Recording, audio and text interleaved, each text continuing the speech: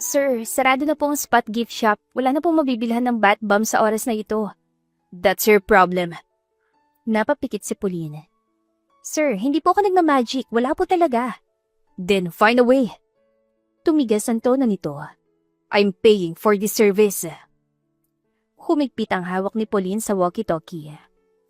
Sir, with all due respect, unreasonable na po yan. Unreasonable? Tumaas ang boses ni Lawrence. Bath bombs lang, hindi mo magawa. Hindi po siya lang. Sagot niya. Unti-unting nauubos ang pasensya. 11:11 na po ng gabi. Wow! Mapanuyang sabi nito. Ganyan ba talaga kayo rito? Ang babagal? Napasinghap si Pauline. Sir, kung ganito pong gusto nyo, parang isip bata. Excuse me? Malamig na tanong ni Lawrence. Did you just call me a child? Kung magdidemand po kayo ng bagay na alam niyong imposible, ano pa po bang itatawag doon? Mabilis niyang sagot. Nanginginig na ang boses sa galit. You're immature. Balik ni Lawrence. Emotionally unstable, kaya siguro receptionist ka lang.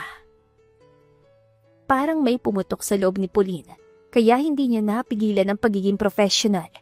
Nailabas na niya ang tunay niyang ugali kapag minamaliit siya. Masakit pa ang ulo ni Pauline nang umuwi siya sa bahay pero nawala ito nang makita niya ang dalawang anak na sina Gia at Gino. Silang dalawa na lang ang source ng saya at pantanggal ng pagod niya dahil mas nagkakaroon siya ng pahinga kapag kasama niyang anak niya. Mommy! Sigaw ni Gia na agad binitiwan na laruan para yakapin ang ina. Tabi, ako muna yayakap kay Mommy! Sigaw naman ni Gino na itintulak paalis ang kapatid. Niyakap ni Pauline ang dalawang anak niya na mahigpit sabay hinalikan sa noo. Ano ba kayo? Parehas lang naman kayong mahal ni Mommy eh. Hindi nyo kailangan mag-away, okay? Tumango ang dalawang bata, saka tumakbo papunta sa mga kwarto nila para may ipakita sa kanya. Dali-dali namang inilapag ni Pauline ang bag niya sa sofa at umupo para makapagpahinga habang hinihintay niya ang dalawa na lumabas. Mommy, look po sa gawa ko. Medyo masakit nga po daliri ko nang ginawa ko yan eh. Masayang sambit ni Gino habang pinapakita ang isang drawing. Hindi pa nga po ko pinaperam ni Iya ng crayons niya kaya hindi maganda yung mga colors na nagamit ko eh. Mami, sinisira niya po kasi yung crayons ko. Lagi niya pinuputol kapag ginagamit niya kaya lagi na lang sira. Heto po sa akin oh. Sino po mas maganda? Sabi naman ni Gia na agad iniabot ang drawing niya sa mama niya. Tinignang mabuti ni Pauline ang dalawang drawing saka ngumiti. Parehas kaya magandang gawa ninyo. Bakit bang hilig nyo ikumpara ang gawa nyo eh? Parehas lang kayo magaling. Maganda at gwapo pa dahil nagmana sa akin. Hinarap ni Pauline ang drawing sila para ipakita kung gaano kaganda ang gawa nila para sa edad nila. Ayaw na ayaw din kasi ni Pauline na magkaroon ng paborito dahil naranasan na niya mismo yon sa sarili niyang ina noon. Nag-asara ng dalawa niyang anak kaya sinuway niya ito. Nakaramdam siya bigla ng gutom kaya naglakad muna siya papunta sa kusina. Titignan kung may makakain ba siya. Oh, narito ka na pala. Mahinang sabi ni Lita, ang ina ni Pauline. Hindi pa kasi ako nakakapagluto ng hapunan dahil busog pa mga bata kanina. Lumabas kasi kami kasamang kuya mo para kumain doon sa malapit na kainan. Ay, okay lang po. Ang mahalaga naman nag-enjoy ang mga bata eh. Sagot ni Pauline. Thank you sa pagbabantay kina Gia. Pwede na po kayong umuwi or magstay pa rito kung sakaling hindi niyo pa kayang labanan ng antok niyo. Hindi na sumagot si Lita. Dumiretso siya sa vacant room at itinuloy ang pagtulog. Nasanay na lang si Pauline sa ganoong pagtrato at pakikipag-usap sa kanya ng ina niya dahil para sa kanya. Ang mahalaga naman ay binabantayan niya ng maigi ang mga anak niya kapag nasa trabaho siya. Nagbibigay din siya ng allowance lalo na sa pangkain ng mga bata para hindi rin mahirapan ng mama niya sa pag-iisip kung anong ipapakain sa dalawa. Huminga na lang ng malalim si Pauline. Inilabas ang chicken nuggets na nasa freezer at nagsimula ng magluto. Bigla naman nagsipunta sa kusina ang dalawang bata, dala-dala mga laruan nila. Mommy, what's for dinner? Inosenteng tanong ni Gia habang sinusuklayan ng Barbie doll na hawak nito. Nagtaka si Pauline sa tanong ng anak niya. Ha? Kumain na raw kayo kanina sabi na lola niyo. Kakasabi niya lang sa akin na kumain daw kayo sa labas kasama ang tito. Gutom pa ba kayo? Opo, ice cream lang naman pinakain sa amin ni Lola tapos kumain sila ng buffet ni Tito. Bawal pa daw kasi kami kaya sa labas kami pinagintay ni Lola. Pagpapatuloy ni Gino. Mommy, gutom na po ako eh. Kanina pa po kami naghihintay sa inyo. Sabi kasi ni Lola may dala raw po kayo na pagkain.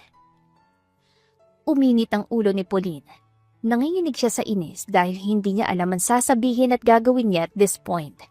Nagbigay siya ng allowance sa mama niya at sinasahuran niya ito na maayos, pero hindi pa rin ito inaayos ang pagbabantay at pag-aalaga sa mga anak niya. Wait, habang kumakain sila, sa labas lang kayo naghihintay? Tumango ang dalawa at napanguso bigla si Gia. Opo, nandun lang po kami sa gilid nakaupo.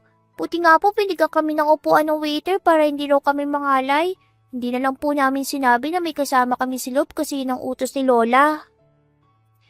Nandilim ang paningin ni Pauline dahil hindi niya maintindihan bakit kailangan ganun ang treatment niya sa anak niya. Nangyari na ito ng ilang beses kung saan laging gutom sa gabi ang mga bata dahil hindi nagluto ang mama niya. Hindi ininit ang nilutong ulam ni Pauline at lalabas sila para kumain ng kapatid niya pero hindi papakainin ng mga bata. Titignan ni Pauline ang online bank niya at laking gulat niya sa laki ng gastos ng mama niya at ng kapatid niya. May binili pang pabango na panlalaki at damit na alam niyang para sa kapatid niyang walang ibang ginawa kundi ang gamitin siya para sa pera. Naiinis na siya pero pilit niyang itinatago ang galit niya sa harapan ng mga bata. Okay, sige. Magluluto ako ng chicken fillet ngayong gabi na, may curry. Gusto niyo ba? Medyo nanginginig pero pilit na pinapakita ni Pauline na hindi siya naiinis. Tumango ng sabay ang dalawa at agad na pinanood nila ang pagluluto ni Pauline sa harapan nila.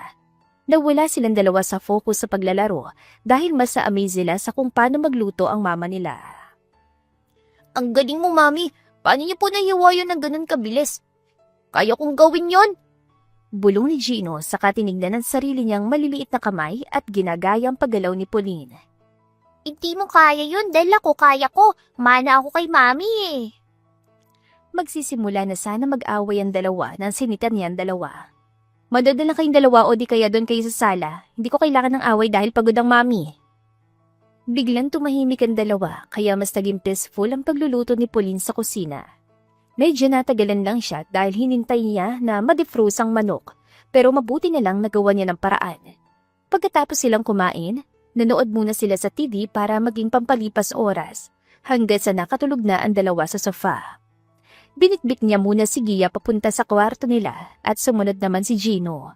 Inayos niyang higa ng dalawa, kinumutan na maayos at binuksan ng electric fan para sa kanilang dalawa.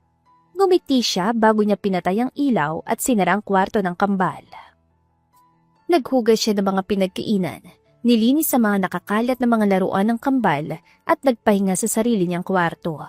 Mabuti na lang off niya dahil weekend sa kinabukasan.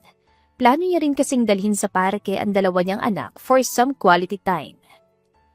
Pagkadilat pa lang ng mata ni Pauline, bumungad na sa kanya ang mukha ng dalawa niyang anak na naglalaro sa harapan niya. Hinihintay siya magising. Mommy, good morning! Sigaw ng dalawang bata na nagsimula na magtatalon sa higaan niya. Hindi pa naidilat ni Pauline na maayos sa mata niya pero pilit niyang bumangon para magising ang diwa. Medyo nahihilo na siya sa galaw ng dalawa pero hinayaan niya lang. Good morning mga anak. Teka, nahihilo si Mami. Pabulong na sambit ni Pauline sa kahinawakan ng ulo.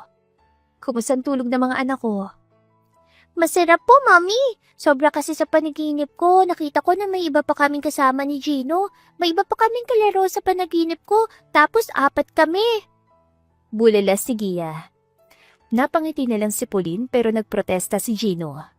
Mommy, huwag po kayo maniwala dyan. 2 lang naman kami. Pero sabi niya may 2 pa raw na kamukha namin. Gawa-gawa kwento lang siya. Eh di huwag ka maniwala. Pinilit ba kita? Sagot ni Gia na umaambang sa bunutan ng kakambal. O, sinabihan ko na kayo huwag mag-aaway eh. Masama yan, hindi ba? Sige na, mag-ready na kayo. Linisin niyo muna mga kwarto niyo dahil aalis na tayo maya-maya. Maganda lang ako ng almusal natin saka mga dadalhin. Suway ni Pauline. Yung mga damit na binili ko sa inyo last week, yun ang suotin niyo ha? Opo! Sigaw ng dalawa na dali-daling pumunta sa kwarto nila para mag-ayos at mag-ready ng mga susuotin. Dito na nakaramdam ng peace si Pauline, pero kahit gusto niya pang mahiga, kailangan na niyang kumilos dahil maikli lang ang pasensya ng mga anak niya. Tumayo na agad siya pagdaan ng ilang segundo at nagluto ulit sa kusina. Dito na niya nakita ang ina niya na hindi man lang siya tinignan at dire-diretsyong naglakad palabas. Gustuhin man niyang i-confront pero wala na siyang lakas para gawin yon, kaya nag-focus na lang siya sa ginagawa niya. Tinapos niya ang pagluluto at agad na binuksan ang cellphone para i-block ang credit card niya sa pag-access. Alam niyang gagamitin na naman ng mama niya ang card niya sa panggastos ngayong weekends, pang-spoil sa kapatid niyang batugan. Mommy, do I look pretty? Tinong ni Gia na umikot sa harapan ni Pauline, suot-suot ang pink dress na binili niya para sa anak niya. Yes, you look so pretty, my princess. Sabi ko sa'yo, bagay sa'yo yan eh. Ayaw-ayaw ka pa ha? Sagot naman ni Pauline, saka kinurot ang pisngi ng anak. O, nasa na si Gino? Nandito po ako, Mommy!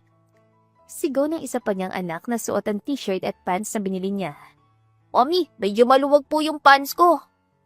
Ay oo, akong bahala riyan. Lalagyan pa kasi kita ng belt pero mamaya niyan. Kumain muna tayong tatlo dahil anong oras na. Mas mabuti na maaga tayo makapunta sa kaysa late. Upo na kayo.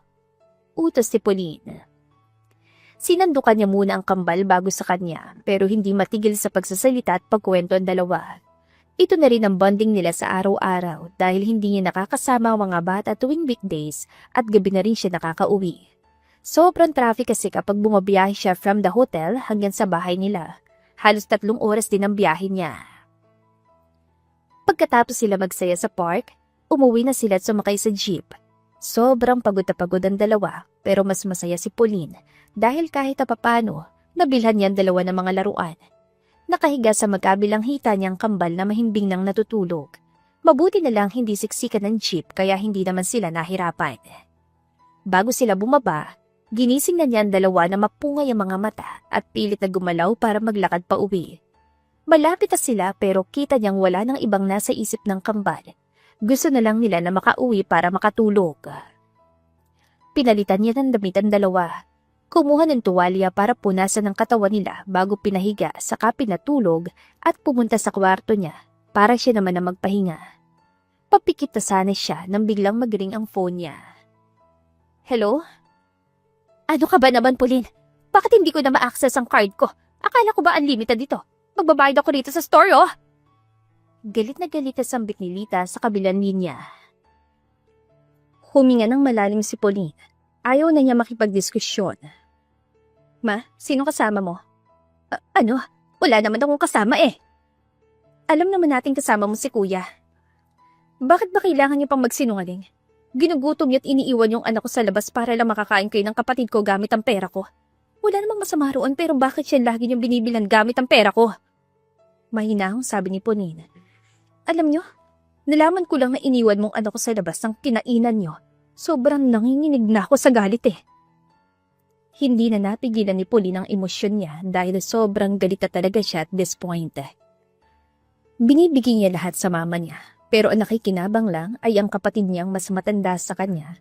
Pero hanggang ngayon wala pa rin nagiging trabaho. Masama ang loob niya dahil may favoritism.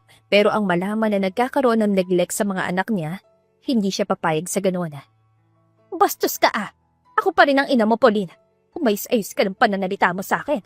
Ako nagbabantay at nag-aalaga sa mga anak ko kaya wala kang pakialam kung saan ko dinadala ang pera ko. Debate naman ng ina niya sa kabilang linya. Hindi ko nababantayan yung mga bata. Bahala ka dyan. Hindi ka naman talaga magbabantay sa mga anak ko. Humanap ka lang ng magsusustento at magpapasahod sa'yo dahil hindi na ako yon. Sagot naman ni Pauline saka pinutol ang tawag. Dire-diretsong missed calls ang natanggap niya sa ina niya dahil alam niyang magsusorry na naman ito. Wala naman kasing magbibigay sa kanila ng pera kung magka-cut off pa si Pauline. Klarong-klaro na ginagamit na lang nila ng kapatid niyang si Troy ang pera na ibinibigay ni Pauline sa kanyang ina. Binalak niya ang number at ini-on ang airplane mode para makatulog na mahimbing. Medyo gumaan ang loob niya dahil nasagot na rin niya ang ina niya kahit sa sobrang ikli lang ng sinabi niya. Marami pa siyang issues na gustong sabihin pero wala na siyang lakas para makipag-usap sa sarado ang utak. Sunday na pero walang tigil na naghahanap si Pauline ng mag-aalaga sa mga anak niya dahil syempre wala na magbabantay dito from Monday to Friday. She also tried contacting other moms and friends pero wala silang maire-recommend na pwedeng magbantay sa kambal. Saktong tumawag ang kaibigan ni Pauline na si Kira. Kira? Hello, huy, bakit ka napatawag? Ayun, napatawag lang ako kasi I need somewhere to stay for 4 days sana. I was hoping that, nahihiyang sambit ni Kira. Na-move kasi yung flight ko pabalik ng States eh. Ayoko namang gumastos sa hotels kaya I was hoping na baka pwedeng makastay muna sa'yo. Kailan ba? This Monday hanggang Thursday lang naman. Alam mo namang hindi ako makalat and very responsible naman ako kaya sana dyan ako sa inyo makapag-stay. Napangiti si Pauline dahil may naisip siya. Pwede naman dito dahil welcome ka lagi pero may favor din kasi sana ako sa'yo. I cut off my ties with my mother and until now naghahanap ako na magbabantay kay Kambal. Hanggang ngayon kasi wala pa rin ako nahahanap eh. Pansamantala lang sana na ikaw muna magbantay while I'm working. Is it okay lang ba? Huy, ano ka ba? Okay na okay sa akin no?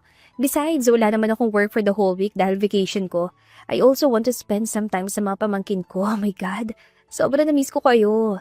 Same address ba kayo? Pupunta na agad ako ngayon. Excited na sabi ni Kira habang nag-aayos ang gamit. Oo, pwede ka namang pumunta rito anytime. Nagulat nga ako na bumalik ka ng Pilipinas ng Friday. Hindi lang kita kinuwanta kasi I know it's a business trip eh. Salamat ha. Don't worry, mag-iiwan naman ako ng allowance. Mga gagawin and kailangan mong i-take notes sa pagbabantay sa mga anak ko. Pauline explained. Pasensya ka na ha, imbis na nagpapahinga ka na lang bago ka maging busy, binigyan pa kita ng trabaho. Hoy, I have blessed you guys. Kaya ko rin to gagawin. Huwag mo kong isipin, no? Basta pupunta na ako riyan. Magbubuk lang ako ng ride tapos diretso na riyan. Wait for me. Pasabi kinakambal na bis na sila ng ninang. Mabilis ngunit masayang sabi ni Kira bago nito in-call at nagsimula ng mag-book ng ride. Medyo nakahinga na maluwag-luwag si Pauline dahil may magbabantay na sa anak niya for 4 days pero kailangan na niyang makahanap ng papalit dahil mahihirapan siya sa pagbalanse ng trabaho at buhay niya. Pagkarating ni Kira, bumungad kina Pauline ang magagandang maleta nito at may mga bitbit din na pasalubong. Tuwan-tuwa naman ang dalawang bata dahil mga branded ang dala ng ninang nila para sa kanila. May mga pagkain at chocolates din. Wow! Thank you po, Ninang! Parang masarap to, akin na lang! Sigaw ni Gino na agad kinuhang isang bar ng chocolate at ininggit kay Gia. Hey, I bought 2 para sa inyong dalawa kaya walang inggitan na mangyayari. At saka huwag kayo mag-aaway, sasakit ang ulo ng mami niyo niyan. Mahinahong sabi ni Kira na agad niyakap ang kambal at hinalikan sa magkabilang pisngi. Kumusta ka naman, bestie ko? Masayang sabi ni Pauline sa kaniyakap ang kaibigan. Grabe, halos 1 taon ka rin bago nakabalik ng Pilipinas. Namiss ka namin. Namiss ba talaga ako or ang mga pasalubong ko? Joke. Namiss ko rin kayo syempre. Sobrang na busy lang ako with my work and I have to focus with a lot of meetings. Kaya siguro blessing in disguise rin Mamove ang flight ko para makapagpahinga from work. Pagkabalik ko kasi sa States, paniguradong tambak ng reports and papers na nasa mesa ko. She said, then looked at her bags. Nga pala, I have gifts for you too. Buti na lang talaga kung una ko naisipan na tawagan about this kasi baka makalimutan kong ibigay ang mga gifts ko sa inyong 3. Mabilis pa naman ako makalimot. Thank you Sige na, pasok ka muna rito para makapagpahinga ka. Teka, ako na sa isang maleta mo. Pauline offered pero bago pa niya mabitbit ang maleta papasok ng pinto, halos makuba siya sa sobrang bigat ito. Natawa na lang ng bahagya si Kira. Sorry, kasi hindi ko sadya na magdala ng maraming gamit. Alam mo naman, Kira, the overpacked girly. Natawa na lang din si Pauline dahil naalala niya ang college days nila noon kung saan laging malalaking bags ang dala ni Kira sa tuwing aalis sila kahit isang gabi na stay lang ang gagawin nila. Namiss niya rin ang lubusan ng kaibigan kaya hinayaan niyang magkwento ito buong magdamag kahit na may pasok siya kinabukasan. 4 na oras lang ang tulog ni Pauline dahil nagkwentuhan pa silang dalawa. Sobrang lutang at antok pa si Pauline pero Monday na kaya kailangan niya magtrabaho bilang isang hotel reservation specialist ng isang 5-star hotel. Sakto lang din ang pagdating niya sa trabaho dahil hindi naman siya nalilate. Saktong dating mo today, Miss Pao. Okay ka lang ba? Tanong ng manager niya na si Tristan. Nag-aalala dahil sa eyebag si Pauline. Tumango naman si Pauline. Yes, sir. Okay lang po. Medyo napuyat lang kagabi kasi may bisita. Okay, medyo marami ang nagpa-reserve sa atin ngayon and since ikaw lang mag-isa for today, sana naman kayanin mo. I have to attend some meetings kaya ikaw muna bahala dito. Hipos sa kanila pag ang tablet ng listahan ng mga mag-i-stay. And also, wag mo kalimutang hanggang 7 p.m. ka today. 12 hours of work muna for this week pero bayad naman ng OT mo. Napalunok na lang si Pauline dahil expected na niya na doble-dobling pagod ang mangyayari sa mga susunod na araw. Ngayon pa lang na narinig niya na 12-hour shift siya. Pagod na agad siya. Kaya mo to. Isipin mong bonus sa pag-OT. Bulong ni Pauline sa sarili niya at nagsimula na siya magtrabaho. Although mukhang madaling trabaho lang ang pagiging isang hotel reservation specialist, sobrang dami niyang kailangang gawin in a day at mga complaints. Sa kanya rin mismo diretsyo na pupunta. Sanay na siya sa trabaho kaya napapalunok na lang siya kapag nakikita niya ang mga gagawin niya na kailangang matapos within the day. 10 oras nang dumaan pero hindi na mapakalis si Pauline. Sobrang antok na siya, pagod at wala na sa huwisyo. Hindi pa siya tapos sa pag-aayos ng reports at kailangan na niyang maibigay ang mga yon kay Tristan. Nagtatype siya na mabilis sa keyboard niya nang dumating ang isang customer na magpapabago ng mood niya sa mga susunod na araw. Hello, saan ang room ko? Tanong ng customer na si Lawrence. Medyo irritable ang boses ito at halatang nagmamadali. Napapikit si Pauline sandali bago tumingin sa kanya. Good evening po, sir. May reservation po ba kayo? Pilit niyang kalmadong tanong kahit kumikirot ng ulo niya. Kung wala, nandito ba ako? Nakasimangot na sagot ni Lawrence. I'm already late. Pakibilisan naman. Tumigil ang daliri ni Pauline sa keyboard. Dahan-dahan siyang tumingin sa lalaki. Sir, kailangan ko lang po ng pangalan para ma-check. Lawrence Reyes. Putol nito. Bahagyang nakasandal sa counter. At sana naman, hindi abuti ng 1 oras to. Napabuntong hininga si Pauline at muling nag-type. Okay po, Mr. Reyes. Sandali lang. Ilang segundo ang lumipas. Kumunot ang noon niya.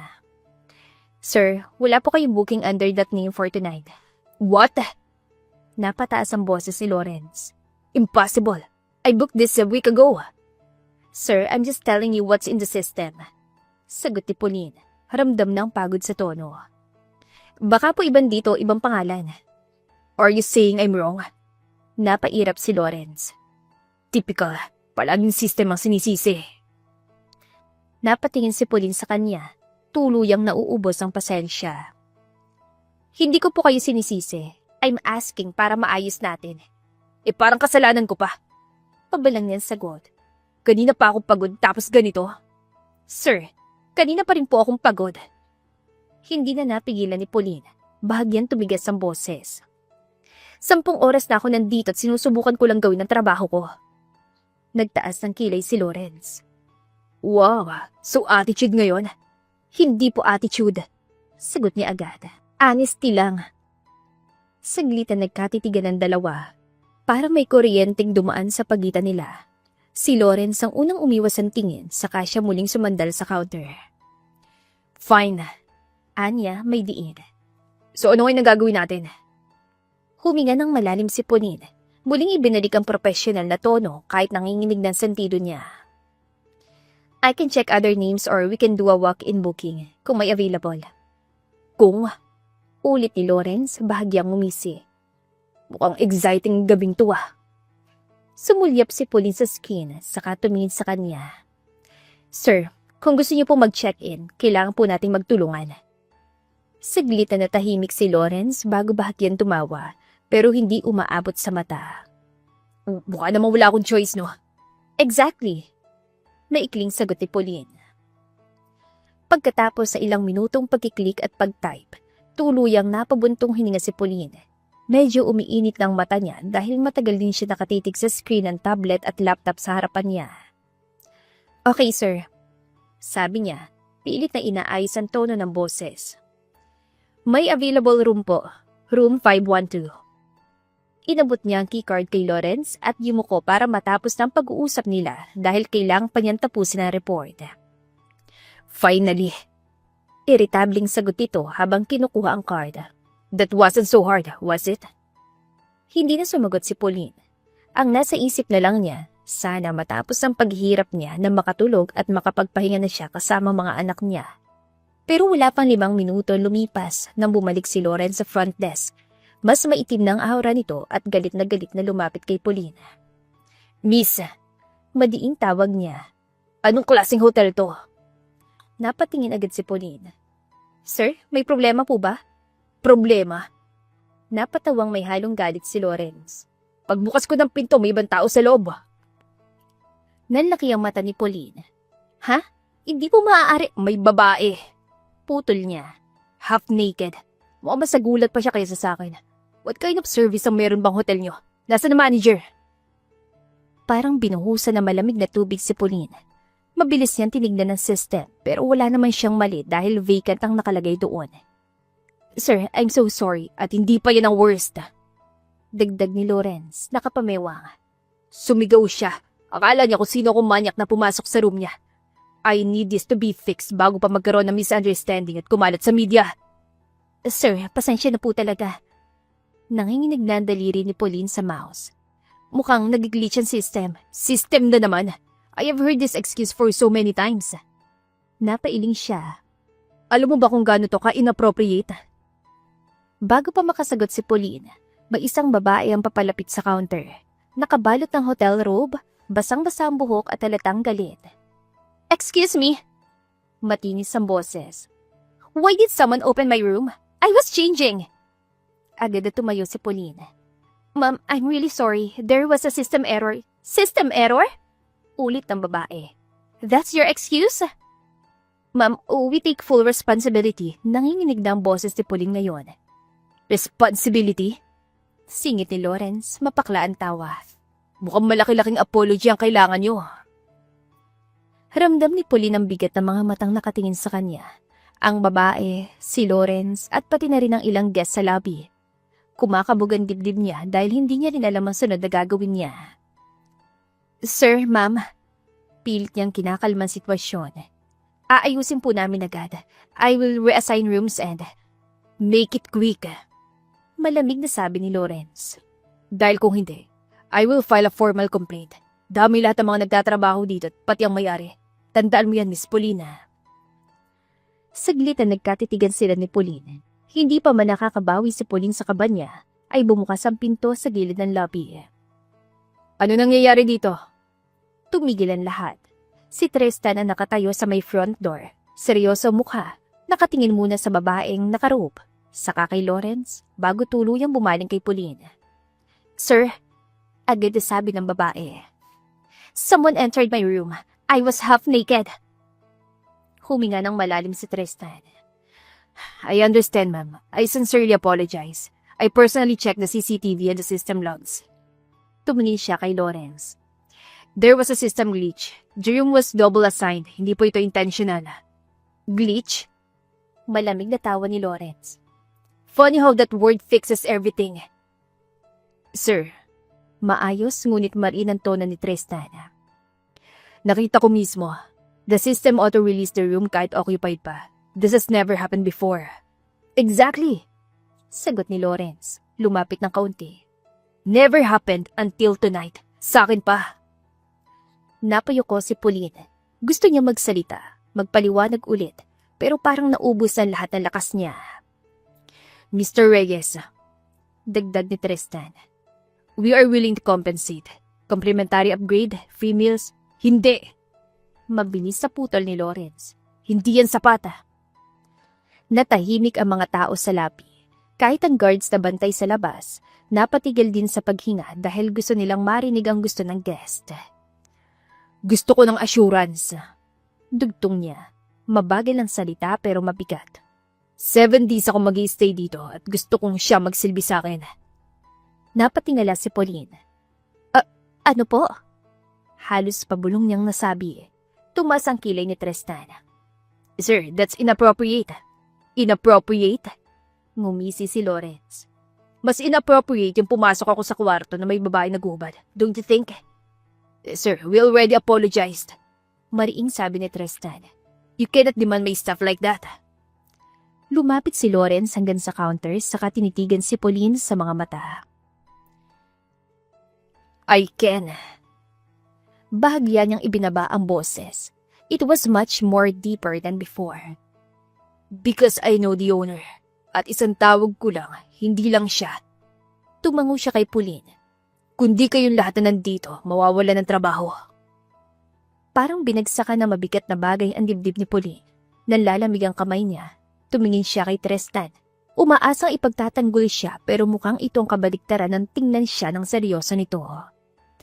Pauline, mahinang sabi ni Tristan. Hindi mo kailangang 7 days. Ulit ni Lawrence. Nakatitig na ngayon kay Pauline. Personal service or I escalate this. Nagkagulong isip ni Pauline.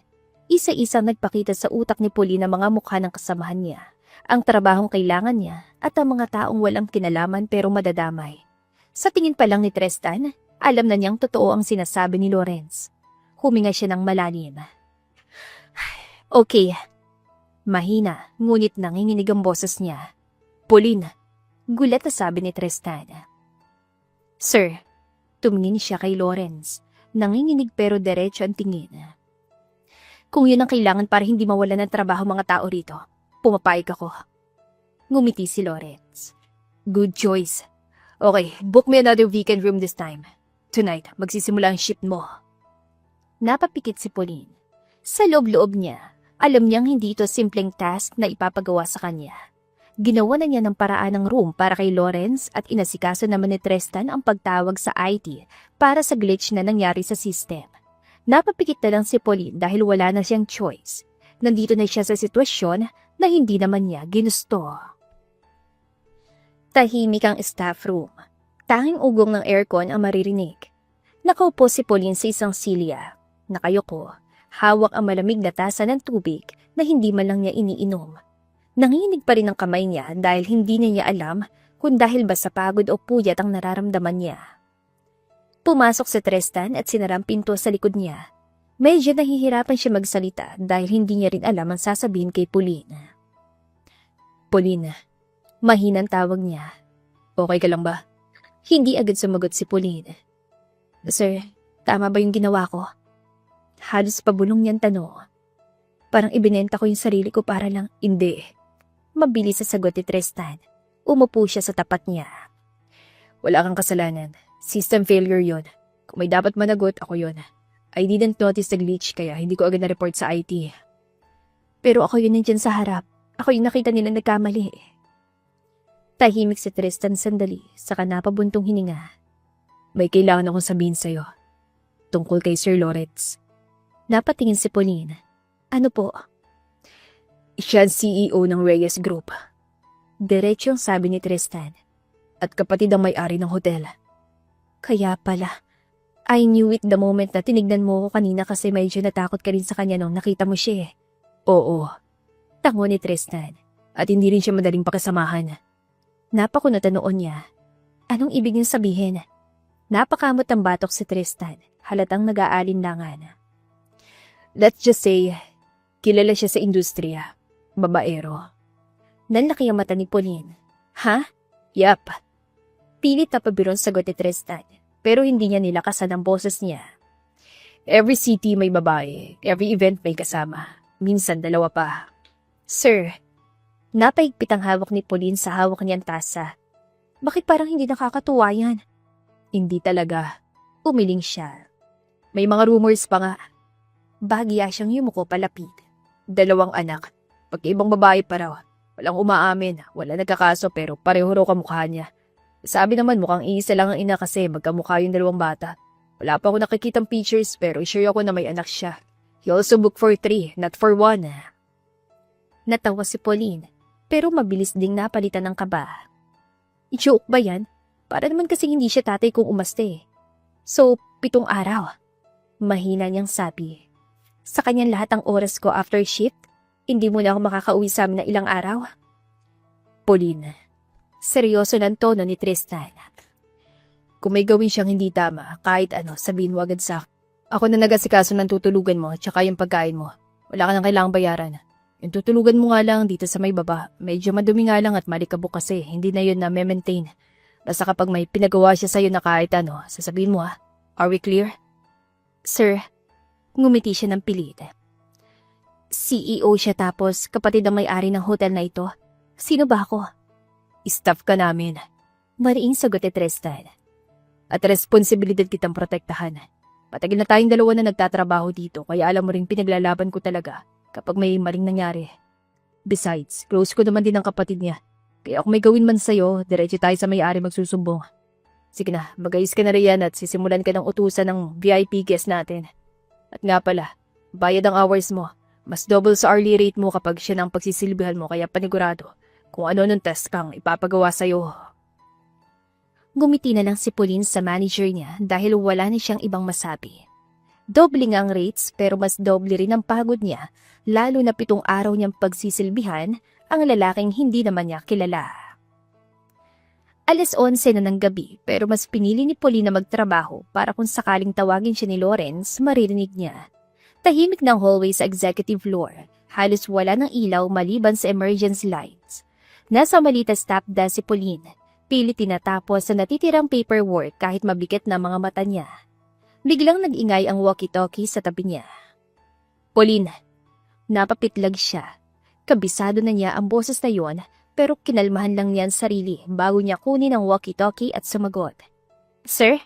Sagot niya, pinipigilan ng buntong hininga. Pumunta ka sa room ko, now. Kinagat ni Pauline ang labi niya. May kailangan po ba, sir? Butt bombs.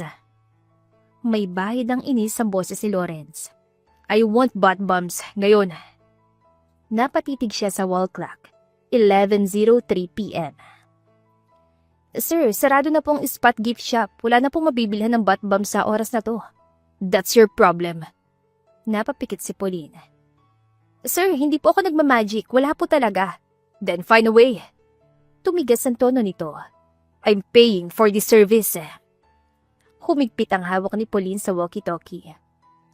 Sir, with all due respect, unreasonable na po yan. Unreasonable?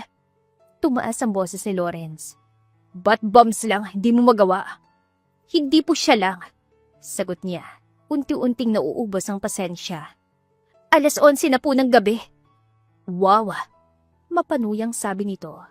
Ganyan ba talaga kayo rito? Ang babagal? Napasinghap si Pauline. Sir, kung ganito po ang gusto nyo, parang isip bata. Excuse me? Malamig na tanong ni Lawrence. Did you just call me a child? Kung magdidiman po kayo ng bagay na alam nyong imposible, ano pa po bang itatawag doon? Mabilis niyang sagot, nanginginig na ang boses sa galit. You're immature. Balik ni Lawrence. Emotionally unstable. Kaya siguro receptionist ka lang. Parang may pumutok sa loob ni Pauline, kaya hindi niya napigilan ng pagiging professional. Nailabasan niya ang tunay niyang ugali kapag minamaliit siya. Immature? Ulit niya. Bigla siyang tumayo mula sa upuan. Sir, hindi immaturity ang mapuno. Tao rin po ako. Then act like one. Sagot nito. Hindi yung nagtatantrums dahil sa butt bombs. Natawa si Pauline pero hindi siya masaya. Naiinis na siya. Tantrums?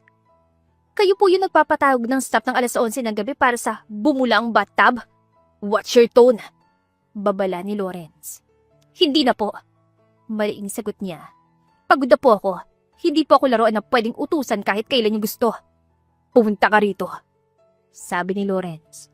Now, pag-usapan natin to ng personal. Nanlalamig ang palad ni Pauline sa hawak niyang walkie-talkie. Alam niyang lalong lumala ang sitwasyon dahil sumagot-sagot pa siya sa isip bata ng VIP. Kinuha na niya ang cleaning supply sa janitor's cabinet at ini-off ang laptop, saka sumakay ng elevator para pumunta sa room ni Lawrence. Pagkarating niya, kumatok siya ng 3 beses pero walang sumagot.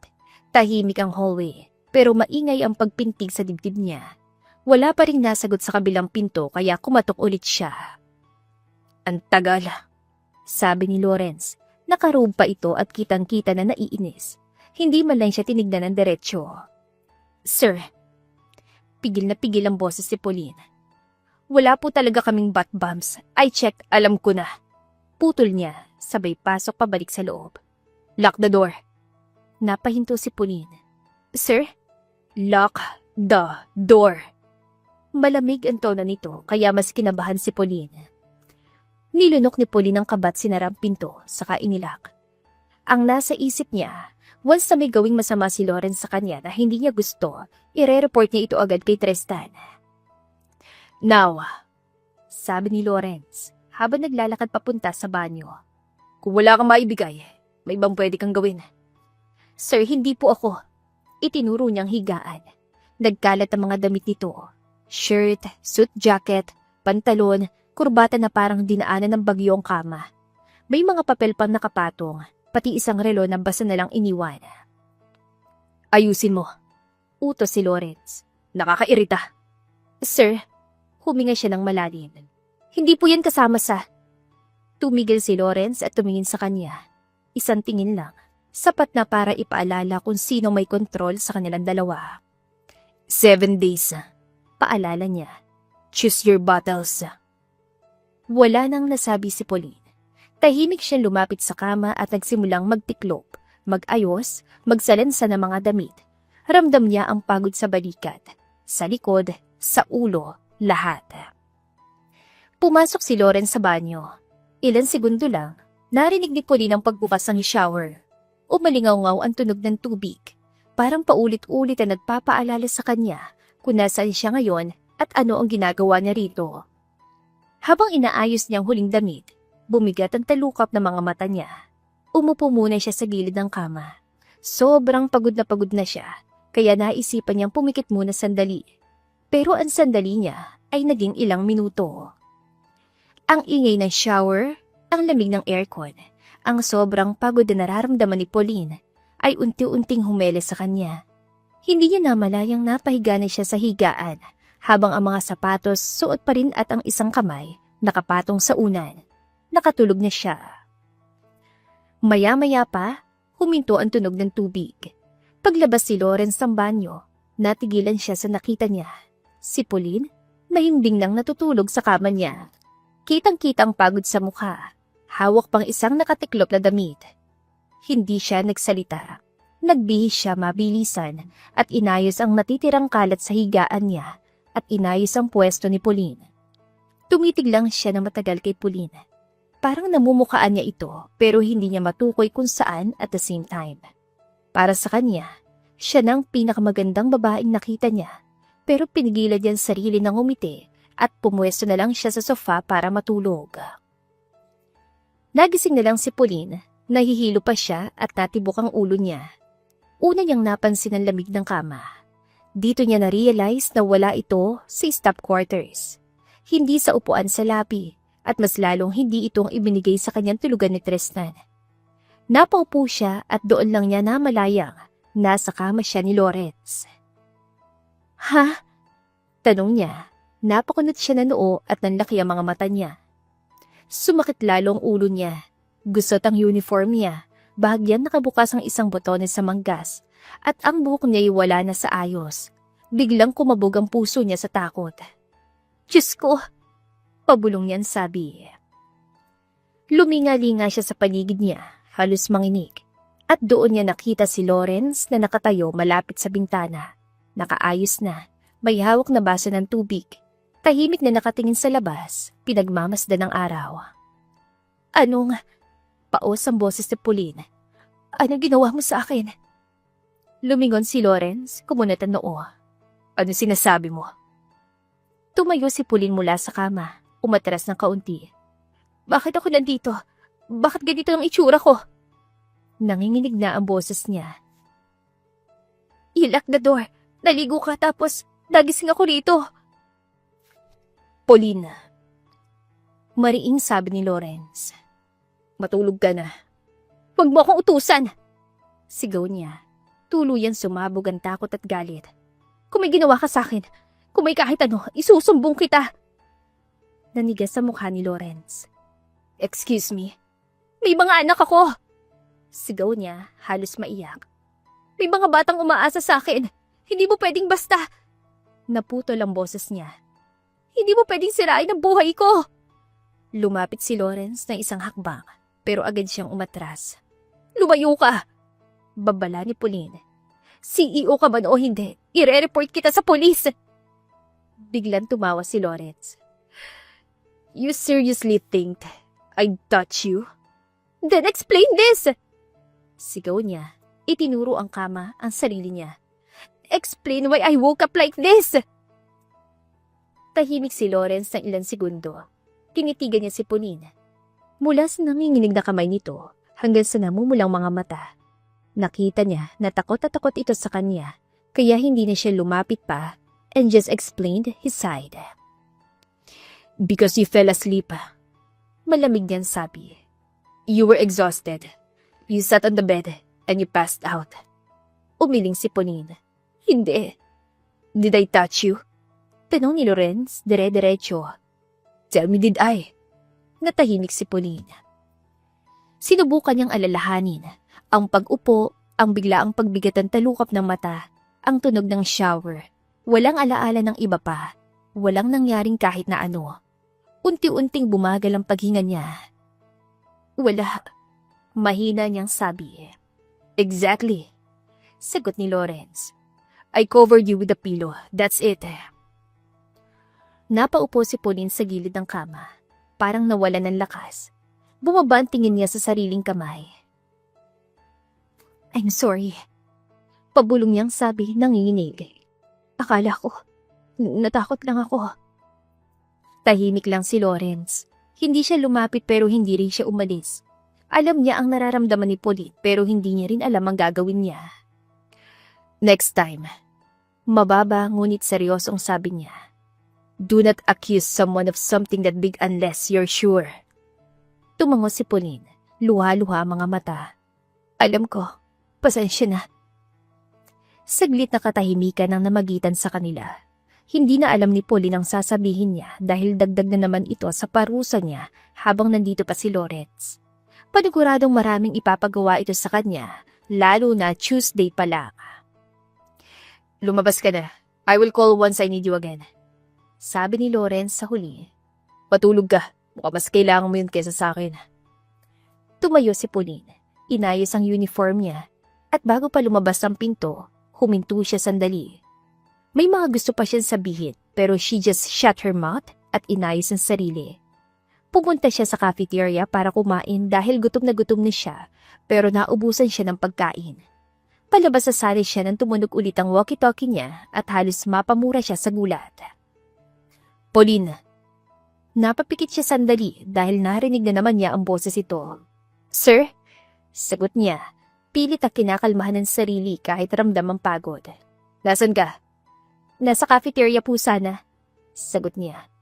Pero sarado na, wala na pong pagkain. May ilang segundong katahimikan sa linya. Akala niya tapos na, pero muling tumunog ang walkie-talkie. Punta ka sa room ko. Napabuntong hininga si Pauline. Sir, kung may kailangan po, kumain ka na ba? Putol ni Lawrence. Napahinto siya. Hindi iyon ang inaasahan niyang tanong. Hindi pa po. Then, come here.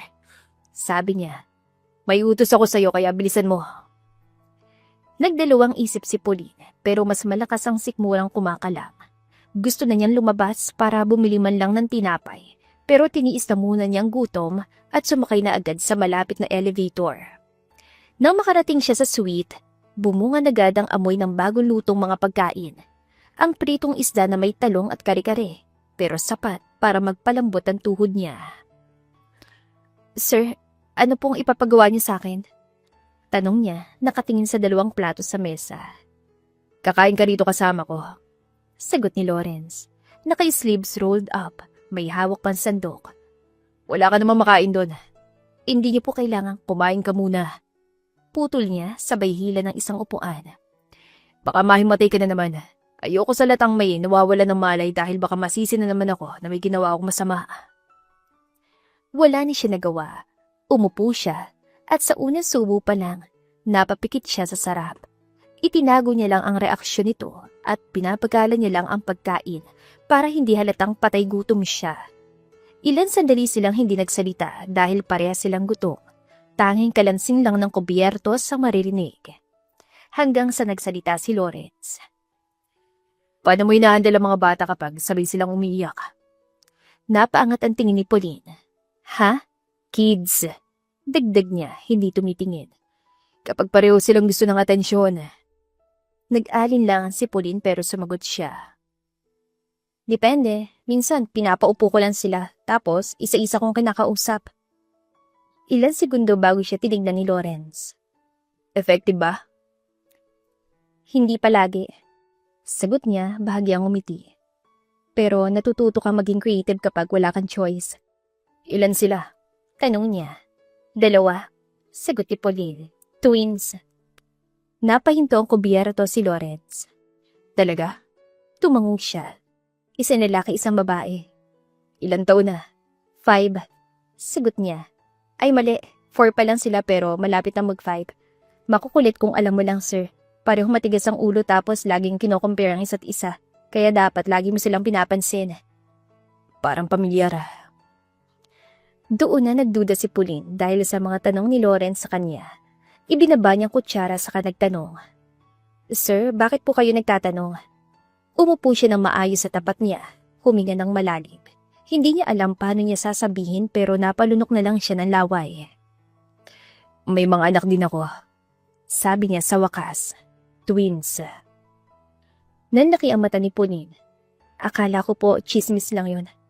Akala ng lahat. Sagot niya. Pero totoo naman. Gusto ko lang talaga na hindi sila ma-expose for their own safety at hindi sila guluhin ng media. My name is already popular at ayoko silang madamay kapag nagkaroon ng issues. Boy and girl din?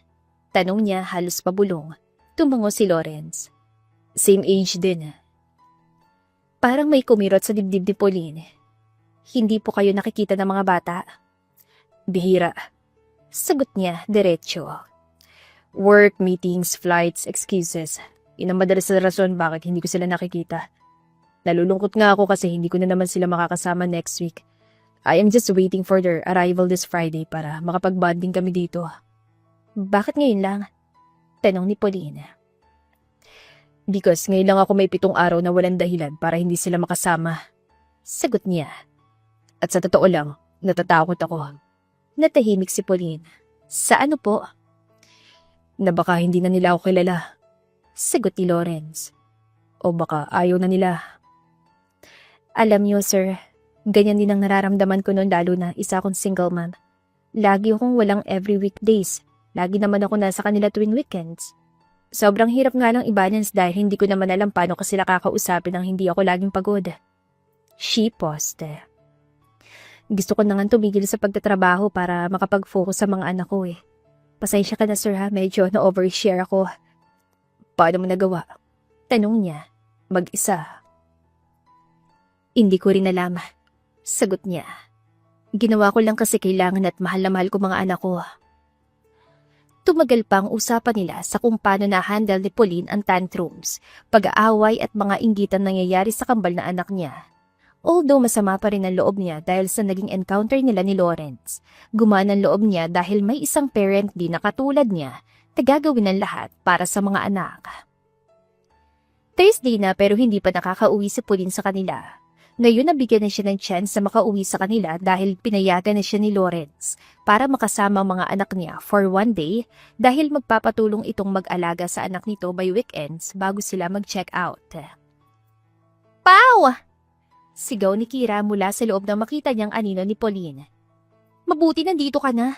Sakto malapit na rin kasi ang binuko na ride eh. Pasensya ka na ha, kailangan ko na bumalik sa States. You know, I need to work pa kasi eh. Mamimiss ko kayo nila Gia at Gino. Medyo emosyonal silang dalawa kaya nagkayakapan sila bago umalis si Kira. Thank you sa pagbantay ng mga anak ko ha. Mamimiss ka namin. Tumawag ka naman sa akin kapag free time mo ha. Oo sige na, bye na kay Ninang. Agad na niyakap ni Kira ang 2 bata sa harapan niya na parehas nangingilid ng luha. Mamimiss ka po namin, Ninang Kira. Sabay na sambit ng kambal na tumakbo papasok ng bahay dahil hindi na nila napigilang umiyak.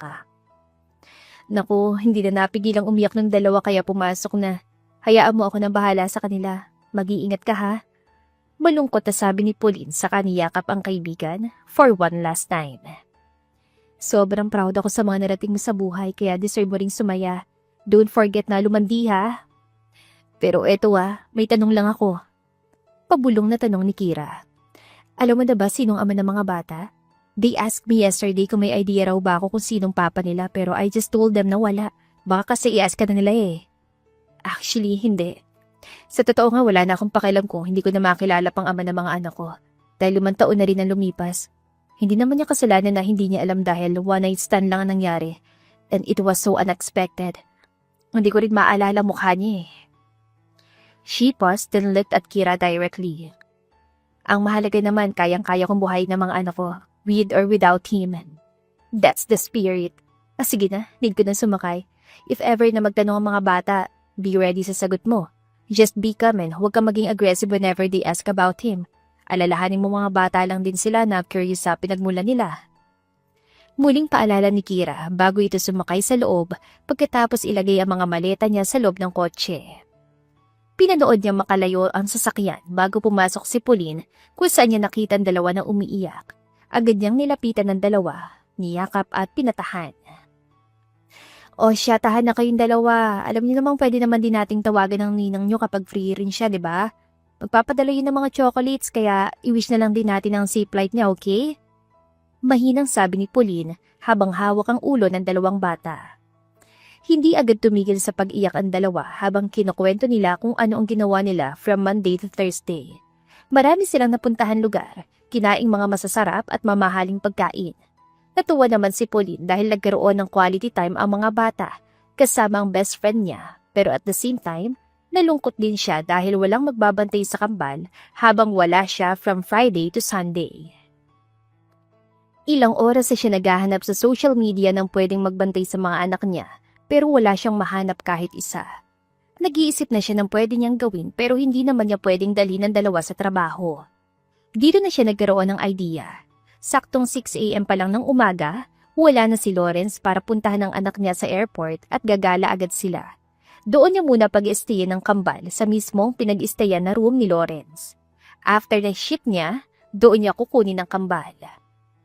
Kinabukasan, inagahan ni Pauline ng gising para makapag-asikaso agad. Gagawin na agad niya ang plano. Aagahan nila ang pagpunta. Isasakto niya sa pag-alis si Lawrence para hindi mahalata. Mama! Mahinang tawag ni Gia sa kanya habang inuuga ang katawan ni Pauline. Magising ka na! Tanong naman ni Gino na hindi mapakali. Dahan-dahan siyang tumayo. Mabigat pa rin ang katawan pero automatikong nagising ang pagiging ina. Bumungad sa kanya sina Gia at Gino. Pareho nakapambahay, magulo ang buhok at halatang sabik na umalis. Good morning. Mahina niyang sabi, sabay yakap sa dalawa. Hindi pa man siya nakakabawi ay sabay-sabay nang nagsalita ang kambal. Ma, pwede ba yung gagawin mo ngayon? Tanong ni Gia, seryoso mukha. Oo nga. Sabat ni Gino. Lagi kang wala. Doon ka ba natutulog sa hotel? E di ibig sabihin, pwede rin kami ron. Napaupo si Pauline sa gilid ng kama. Hinilan dalawa palapit sa kanya. Work lang yon. Pwede ako matulog doon kapag sinabi sa akin pero bibigyan nila ako ng room. Sagot niya. Temporary lang tong gagawin natin kaya dapat alalahanin yung mga bilin ko. Hindi ka naman mapapagalitan. Tanong ni Gia. Hindi ka mawawalan ng trabaho? Dugtong ni Gino. Napangiti siya. Hindi, andito lang ako, ano ba kayo? Kailangan lang mag-behave kayo, okay? Isa sa sinasabi ko sa inyo ng paulit-ulit, wala kayong kakainin, wala kayong kukunin at mas lalong wala kayong pagbubuksan ng pinto. Are we clear mga anak ko? At isa pa, dagdag ni Pauline biglang seryoso. Kapag may nakita kayong gamit na hindi sa atin, huwag na huwag niyong gagalawin. Bakit? Tanong ni Gino. Dahil, huminga siya ng malalim. Mapuputol ang kamay niyo. Nanlaki ang mata ng kambal. Hindi sila naniniwala sa sinabi ng ina pero hindi na binawi ni Pauline ang sinabi niya para ma-make sure na walang ibang gagawin ng kambal once na naroon na sila. Pagkarating nila, nagsuot siya ng mask at cup para hindi siya makilala. Pagkapasok nila sa loob, minake sure muna ni Pauline na walang tao sa loob ng hotel room ni Lawrence, saka siya nag-iwan ng pagkain para sa dalawa. Pinayagan niyang manood ng TV pero binilinan niya ang mga bawal gawin. Agad niyang nilak ang pinto ng hotel room. Dumiretso sa CR dala mga pamalit at nagbihis. Suot na niyang uniform kaya dumiretso na agad siya sa reception para magsimula ng trabaho. Confident siya sa sarili niya na late makakabalik sina Lawrence at makikita niya naman ito agad kung babalik na dahil nasa harapan niya lang ang entrance ng hotel. So, kumusta naman ang pinapagawa sa'yo ni VIP? Okay lang ba? Tanong ni Tristan sa kanya nakakarating lang. Tumango sabay ngumiti naman si Pauline. Oo sir, okay naman. Medyo na-busy lang ako sa reports nung Monday and Tuesday pero hindi naman mahihirap yung utos niya sa akin. Okay, good to know. 2 araw na lang, aalis na rin sila. Unting tiis na lang, fighting. Marahang sabit ni Tristan, saka tinapik ang balikat ni Pauline. Dire-diretsong pumasok na mga guests dahil maraming nag-book sa kanila for this weekend. Wala naman naging aberya hanggang sa matapos ang ship niya ng 8 p.m. Pagod na siya pero nagtataka siya dahil hindi niya pa rin nakikita si Lawrence, kaya umakyat agad siya para puntahan ang 2 anak niya. Pagka-unlock ng pinto, nagulat siya sa nakita niya. 4 na batang nasa harapan niya, magkakamukha. 2 babae, 2 lalaki na parang pinagbiyak na buko. Napatingin si Pauline sa paligid. Ano to? Teka, namamalik mata ba ako? Mami! Sigaw ni Gia at Gino habang ang 2 bata ay nakangitilan sa kanya. Tingnan niyo, Mami! Kamukha namin silang 2. Grabe, ngayon lang ako nakakita ng kamukha ko. Sigaw ni Gia sabay turo sa batang babae. Hindi siya makapaniwala. Nabibingi siya habang tinitignan ng mga bata sa harapan niya. Naluluha siya pero hindi niya alam paano nangyari ito. Hanggang sa makita niya si Lawrence na nakatayo malapit sa bintana. Naguguluhan din. Are you pranking me? Sino yung 2 bata na ito? Tinignan siya ni Lawrence. Nilapag niya ang papel na hawak sa kaniyakap si Pauline. Umiyak siya. Pero kahit na naguguluhan si Pauline sa nangyayari, hindi niya tinanggal ang pagkakayakap nito. No, they are yours too, he said, murmuring. Anak natin silang 4 pawa. Nanlaki ang mga mata ni Pauline. Tinanggal niya ang mga baraso ni Lawrence at nilapitan ng 2 bata na ngayon niya lang nakita. Niyakap siya ng 2 ito. Masaya at umiiyak na rin. Mami, kilala niyo po ba ako? Tanong ng batang babae. Ako po si Kriza. Nakikilala niyo po ba ako? Tinignan niya na maigi ang mukha ng bata na nasa harapan niya. Hindi siya makapaniwala na parang si Gia ang nasa harapan niya pero may bangs. Bigla naman siyang hinalikan sa pisngi ng isa pang batang lalaki. Mommy, how about me? Ako si Chris. Sigaw naman ng batang lalaki na kamukhang kamukha ni Gino. Hindi niya alam ang mararamdaman niya pero somehow, she felt her maternal instinct in them. Hindi niya maintindihan pero parang anak din ang tingin niya sa 2 batang nasa harapan niya. How is this happening? Paano? Naiiyak na tanong ni Pauline habang papalapit sa kanya si Lawrence. Iniabot sa kanya ni Lawrence ang isang papel kung saan agency niya inadapt ang 2 bata, pati na rin ang DNA test nila. I did this yesterday. Sobrang nagulat din ako sa naging resulta ng DNA test naming 3 ni na Chris and Chris. Dahil it's too impossible na magkaroon ako ng anak. Kaya kinausap ko sila kanina and told them everything. At gusto ko ring mahanap ang mama nila. Ngayon, napaagang uwi namin kanina kaya nandito na kami ng 1 p.m. pa lang. He paused and looked at her directly in the eyes. Then here, I saw this too. Nagulat din ako. Sobrang gulat na gulat ako dahil hindi ako makapaniwalang exact replica ni na Chris and Chris ang 2 bata na ito. I asked who was their mother. And dito ko na na-figure out ang lahat. Nagningning ang mga mata ni Pauline pero naguguluhan pa rin siya. Ikaw ba yung naka-one-night stand ko 5 years ago? Tumango bilang tugon si Lawrence. Oo, kaya pala pamilyar ka sa akin sa hindi ko malaman dahilan. I'm so sorry for not being there. Emosyonal na sambit ni Lawrence, saka hinawakan ng 2 kamay ni Pauline. Hindi ko alam na magbubungay nangyari lalo na nalaman kong baug ako. Wait, ang pagkakaalala ko. Ang sabi sa akin, the other 2 kids and me already died. Paano nangyari to? Bakit nasa agency sila? Bakit naman nasa adoption center ang 2 kong anak? She was furious at this point. Hindi niya maintindihan paanong nawali sa kanyang 2 pa niyang anak na akala niya patay na. Well, as soon as I calculated and figured out everything, nag-contact agad ako ng private investigator. I'm sorry, Pauline, pero... Tumigil siya saglit at huminga ng malalim. Sa kanya pinakita ang cellphone niya. Ang mama mo mismo nag-iwan sa isa pang kambal sa labas ng adoption center after mo silang ilabas. She was friends with the doctor at sinabing patay ng 2, kaya hindi mo na sila nakita pa. Hindi na alam ni Pauline ang mararamdaman niya. Tuwa, lungkot, naguguluhan ba siya o naiinis dahil sa mga nalaman niya?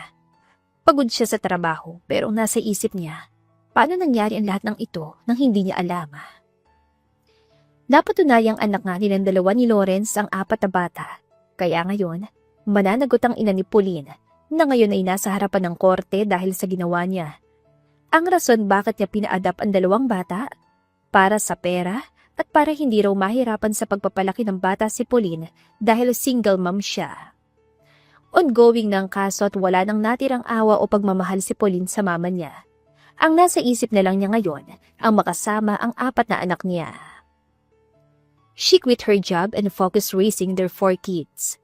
Nagsimula na rin magkaroon ng connection sina Pauline at Lawrence habang pansamantalang nanlib muna si Lawrence as the CEO of his own company para makapag-focus sa mga anak nila. Ma, tingnan mo, panalo na kami ni Ate Krisa. Sigaw ni Gia sabay turo sa dice. Hindi pa. Sigaw naman ni Gino sabay ibaliktad ang dice sa mesa. Ako nang panalo. Natawa si Pauline. Hindi makapaniwala sa ingay ng 4 na bata. Sa gilid, nakatayo si Lawrence, nakangiti rin. Nakatingin sa kanya habang pinagmamasdan ng mga bata. Alam mo ba, mahina niyang sabi, dahan-dahan lumapit kay Pauline. Na kahit ganito lang, masaya ako. Napalingon siya. Oo, halata naman. Sagot niya, pilit na nagpipigil ang ngiti. So, mahal mo na ako niyan. Mahina niyang tanong habang bahagyan lumapit. At bago pa man siya nakapagsalita, naramdaman ni Pauline ang mainit na labi nito sa kanya. Pakakasalan ba kita kung hindi kita mahal? 3 months pa lang tayo pero after 1 month, kinasal na agad ako sa isang Reyes. Masayang tugon ni Pauline. Mahal na mahal kita kahit mahilig ka sa bath bombs. Natawa na lang silang dalawa dahil pareho nilang naalala ang bath bombs na nirequest ni Lawrence sa kanya. Masaya na silang dalawa sa buhay na mayroon sila kahit na puno ng pagsisisi ang nakaraan nila. Parehas sila nagkamali noon sa mga buhay nila pero inayos sila ang mga sarili nila para kina Gia, Gino, Kriza, and Chris at ang naghihintay na magandang kinabukasan para sa pamilya nila. At dito na po nagtatapos ang ating kwentong pag-ibig. Maraming salamat po sa pakikinig. To God be the highest glory. Hanggang sa muli. Paalam!